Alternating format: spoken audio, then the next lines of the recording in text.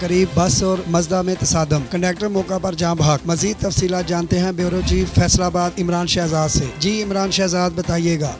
शाहकोट के करीब कल रात को जो है ये बस और मज़दा ट्रक जो है उसमें एक्सीडेंट हुआ। इसमें गलती जो है वो मज़दा ट्रक की जो है बताई गई लोगों की तरफ से। बस लाहौर से फैसलाबाद की तरफ आ रही थी।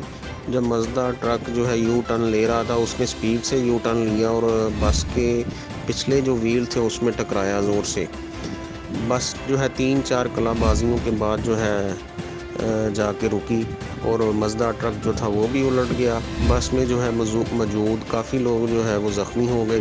कुछ को जो है शाहकोट हॉस्पिटल में पहुंचा दिया गया और कुछ ज़्यादा ज़ख्मी थे उनको फैसलाबाद जो है अलाइड हॉस्पिटल और सिविल हॉस्पिटल में पहुंचाया गया। बस का जो कंडक्टर है वो मौका पर वो उसकी डेथ हो गई थी। कुछ लोग कहते हैं ये कंडक्टर नहीं है जो है उसका ड्राइवर है। कैमरामैन मोहम्मद रिजवान के साथ इमरान शहजाद, चैनल 29 न्यूज़ फैसलाबाद। इमरान शहजाद आपका बहुत शुक्रिया।